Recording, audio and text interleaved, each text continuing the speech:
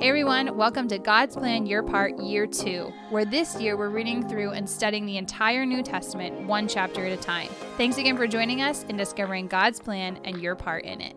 As soon as Jesus finishes the Sermon on the Mount, he gets down from the mountain and proves that he is who he says he is. There's literally no question that he has authority over literally everything, and Matthew chapter 8 shows us exactly that. It's like the floodgates kind of come open as soon as he's done talking with all these people. It's like all the crazy is just like unleashed, and Jesus is, faced with it, not because he's not equipped, but like ready to take on his ministry and show his power. I was saying earlier that like most of what we've read and heard about him is all this like preparation. And then he sort of like speaks about his authority in the chapters we just read. And now he is showing his authority and the things that he's able to do, which is, I think, pretty cool. It would be wild to like imagine your pastor preaching this really powerful sermon about the power of God through you. And then he gets down from the stage and just starts, yes, you are healed. Yes, you are healed. Oh, demon, get out. I feel like I've seen that. Well, certainly there are those who pretend like that is true. And there's no denying that that is a real thing. But there are also those that actually practice the power of God. I believe that we still have the ability today to heal people and drive demons out from people. I also recognize that there are people that take advantage of that and they give a performance instead of the true. Kind of like what we talked about the other day, exactly. Right motivation. Yes. And there's people that fake it too. Like there's people that fake it to make money. There's no question. Which would say they have bad motivation. Just because there are groups of people that fake it doesn't mean it's not real. Okay. It doesn't mean it doesn't happen. And I think that is an interesting thing. This isn't really what Matthew 8 gets into, but I think it is easy to get into camps like, yes, miracles are real, so every miracle is real. No, miracles are not real, so all miracles are not real. I don't think that's healthy.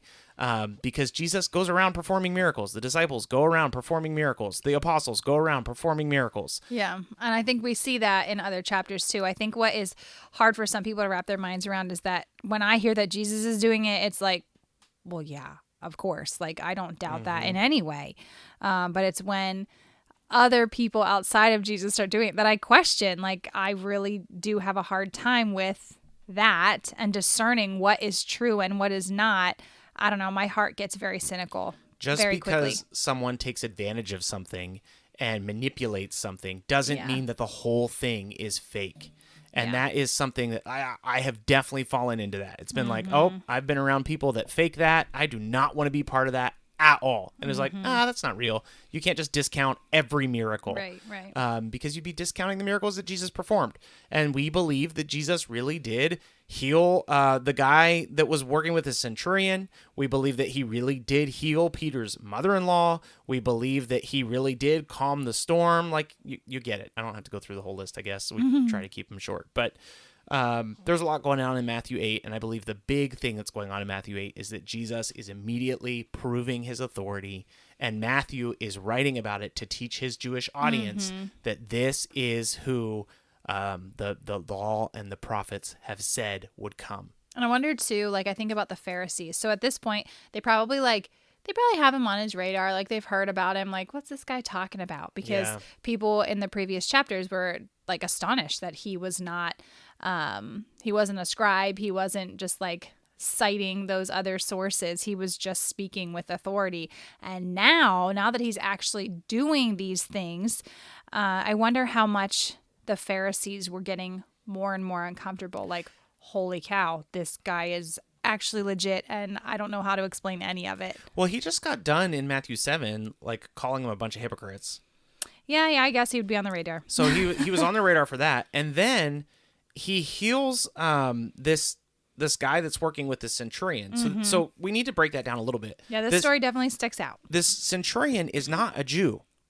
And he comes to Jesus and says, you have the authority to heal people. I know authority when I see it because I have it. And that's so interesting because like when we were talking about this earlier, it was like, to me, you kept saying, well, he wasn't a Jew. He wasn't a Jew. And like, well, why does that matter? I don't totally get that. But like his background would not have lent itself to even understanding who Jesus was or what he was up to. So God clearly revealed himself to this man Also, you have to understand in the first century, especially the scribes, the Pharisees, the Sadducees, they were not really accepting of other cultures. I mean, like the Samaritans would be like another subset of kind of Jews, and they hated them.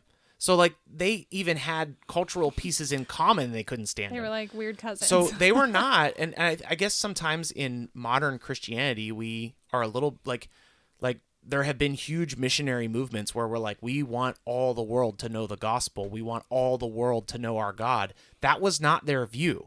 Their view was, we own God. He is his. He's not yours. We are the people. Yeah.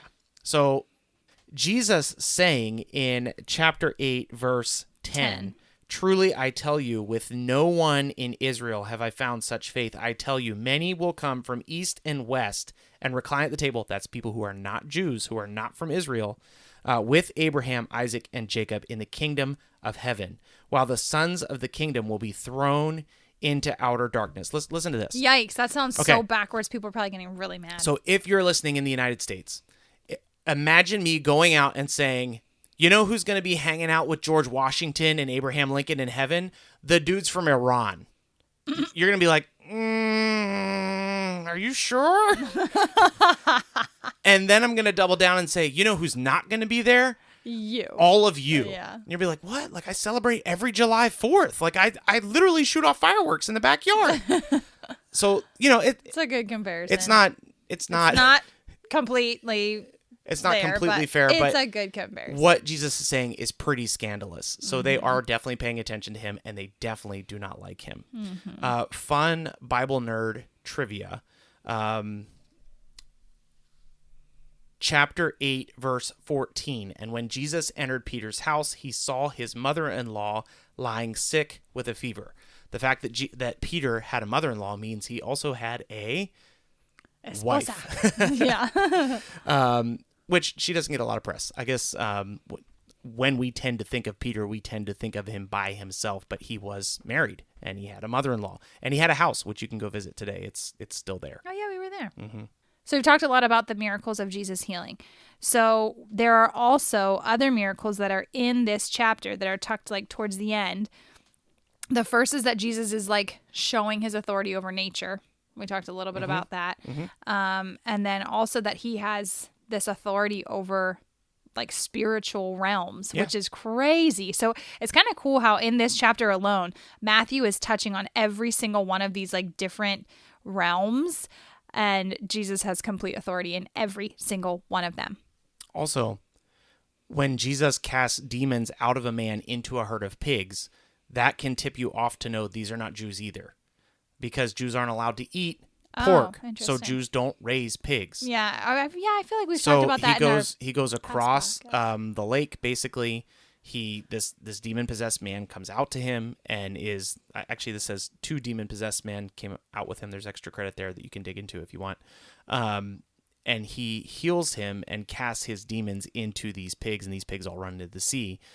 This is, again, Jesus showing his power to people who are not Jews. Can you imagine if he had only done that within, like, only in Jewish circles, if he had only healed Jewish people, if he had only done these certain things? So it's like, it kind of is this weird way of Jesus saying, nope, it's not just this, it's not just this, it's all. I think that's pretty cool. And he does have this way of, like, being pretty laser focused on his mission, which is to the Jews first. But he doesn't leave anybody out, though, either. Especially those who are seeking him and showing belief in him, which would have been very scandalous, honestly. So through this entire chapter now, we can see that Jesus has proved himself in his words, in his authority over like spiritual, physical realms, over nature itself. We've also seen Jesus fulfill prophecy after prophecy through even coming to earth. So overall, in every aspect at this point, Jesus has proven that God's kingdom has finally arrived. It's finally come. And I wonder what it was like to have finally realized that, like to have been in these crowds, like watching these things transpire, knowing all of those other pieces and being like, oh my word, this is the one, this is the guy. And like to have been able to make that realization was probably pretty amazing. And I wonder if there were still, I mean, I'm certain there were still skeptics too, and what that was like, what that feeling would have been like, and maybe where I would have landed as well. Like, I'm not sure, or, whoa, this is amazing. It's interesting, and I think to wrap this up with your part, yesterday we talked about seek ye first the kingdom of God. Maybe that was 2 days ago. And we talked about like how important it is to trust God for your provision. So here we have Jesus not only showing that he can provide, but also showing that he has authority over all things. So we can trust God to provide for us because he has authority over all things. And because he has authority over all things, he chose to come and be with us. And he made himself nothing. Philippians 2 talks about how he made himself of no reputation, being a man so that he could give his life for us, to serve us, not seeking his own will, but the will of the Father. So we don't serve this like all-powerful, distant God. We serve this all-powerful, present God who desires relationship with us. And if we reject relationship with him, we come under judgment, make no mistake about it. But when we are in relationship with him, he enjoys caring for us, and he does, in fact, use his authority over all things to benefit us as his children. He is a good, loving Father who cares for his children. So if you are sick, if your kids are sick, pray for your kids. Pray for your sickness. Ask God to heal you. Don't be afraid to do that. He is a loving Father that wants to do things for you. If you don't get healed immediately, don't freak out. But don't not ask. So your part for today is trust God to care for you in all circumstances because he will. So we'll be back again tomorrow. We'll be in Matthew chapter 9. We'll see you then. Thanks for joining today's episode of God's Plan, Your Part. As always, please consider partnering with us, as we are a listener-supported podcast that we hope to continue to grow with support from listeners just like you. We've made it super easy to partner with us, and you can support us by following the link in our show notes or our description. You can support us with as little as $3 a month. Every little bit of this helps so much, and we're so thankful for your support. With that in mind, here's today's reading. Matthew chapter 8. When he came down from the mountain, great crowds followed him. And behold, a leper came to him and knelt before him, saying, Lord, if you will, you can make me clean. And Jesus stretched out his hand and touched him, saying, I will, be clean. And immediately his leprosy was cleansed. And Jesus said to him, See that you say nothing to anyone, but go, show yourself to the priest, and offer the gift that Moses commanded, for a proof to them. When he had entered Capernaum, a centurion came forward to him, appealing to him, Lord, my servant is lying paralyzed at home, suffering terribly. And he said to him, I will come and heal him. But the centurion replied, Lord, I am not worthy to have you come under my roof, but only say the word, and my servant will be healed. For I too am a man under authority, with soldiers under me. And I say to one, Go, and he goes, and to another, Come, and he comes, and to my servant, Do this, and he does it. When Jesus heard this, he marveled, and said to those who followed him, Truly I tell you, with no one in Israel have I found such faith. I tell you, many will come from east and west and recline at a table with Abraham, Isaac, and Jacob in the kingdom of heaven, while the sons of the kingdom will be thrown into outer darkness. In that place there will be weeping and gnashing of teeth. And to the centurion Jesus said, Go, let it be done for you as you have believed. And the servant was healed at that very moment. And when Jesus entered Peter's house, he saw his mother-in-law lying sick with a fever. He touched her hand, and the fever left her, and she rose and began to serve him. That evening they brought to him many who were oppressed by demons, and he cast out the spirits with a word and healed all who were sick. This was to fulfill what was spoken of the prophet Isaiah. He took our illnesses and bore our diseases. Now when Jesus saw a crowd around him, he gave orders to go over to the other side. And a scribe came up and said to him, Teacher, I will follow you wherever you go. And Jesus said to him, Foxes have holes, and birds of the air have nests, but the Son of Man has nowhere to lay his head. Another of the disciples said to him, Lord, let me first go and bury my father. And Jesus said to him, Follow me, and leave the dead to bury their own dead.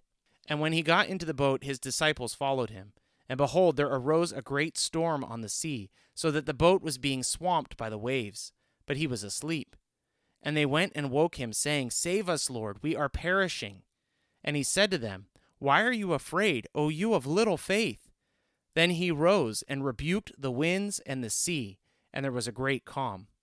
And the men marveled, saying, What sort of man is this, that even the winds and the sea obey him? And when he came to the other side, to the country of the Gadarenes, 2 demon-possessed men met him, coming out of the tombs, so fierce that no one could pass that way.